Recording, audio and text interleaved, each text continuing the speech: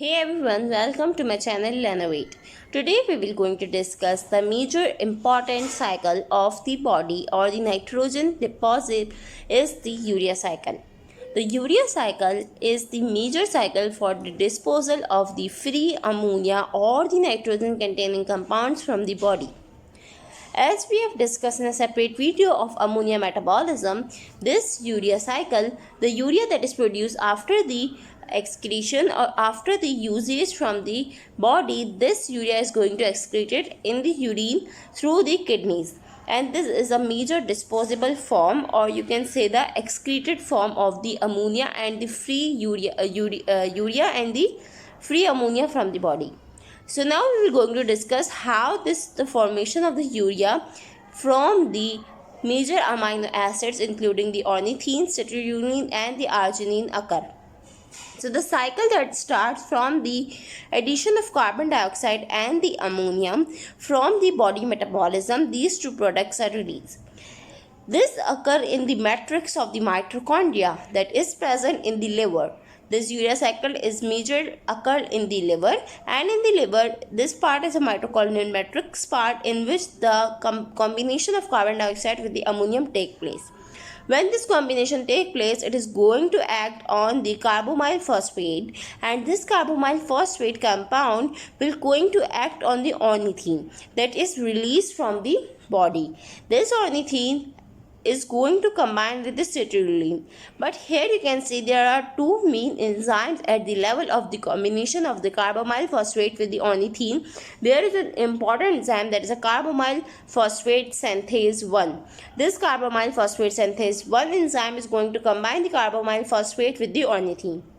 The ornithine then that is present outside the mitochondria is coming inside the mitochondria and combining with the citrulline that is present inside the mitochondrial matrix, and this is happening from the formation of another enzyme that is a OTC. The short name is OTC while the full form is the ornithine transcarbamylase. This ornithine transcarbamylase enzyme is important for the combination of the ornithine with the citrulline to form the arginosuccinate, or you can see the combination of the carbamyl phosphate with the ornithine by the CPS1, while that of the ornithine with the formation of the citrulline by the OTC, that is the ornithine transcarbamylase. Now when the citrulline is formed, it is the step that is occurring in the mitochondrial matrix.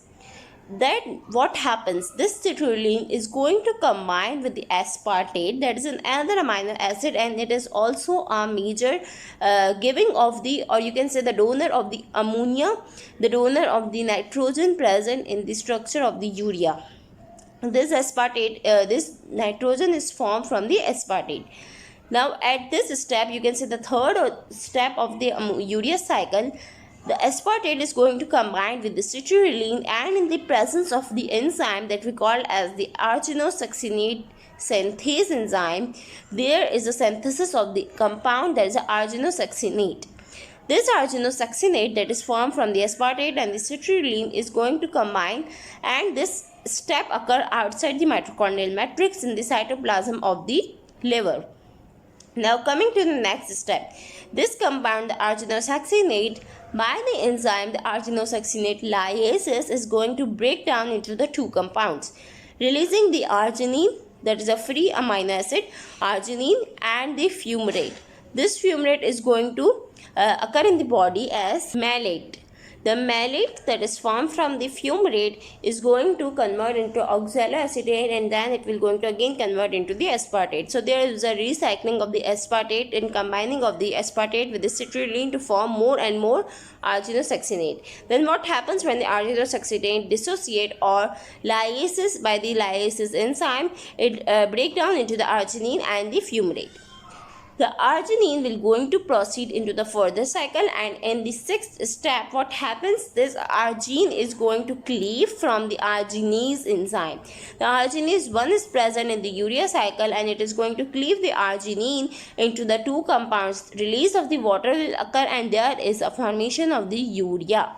The urea having the structure here you can see having the central carbon atom combined with the double bond oxygen, and on the both sides there is a presence of the amine group. So the amine group having the two nitrogens, here you can see in the structure of a urea, the one nitrogen is coming from the carbon dioxide source and the other nitrogen is coming from the aspartate of the urea cycle.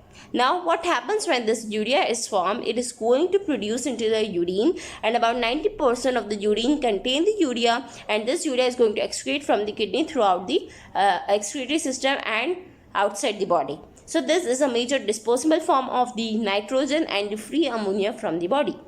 And if there is any deficiency of any enzyme regarding the urea cycle, there will be a condition that we call as the hyperammonemia.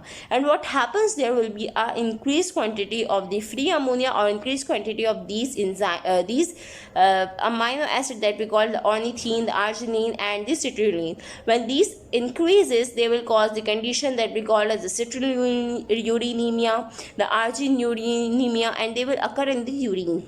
And there will be a condition called hyperammonemia, can also affect the CNS. So this was your explanation. I hope you will be explained well. Thank you for watching. Subscribe for more.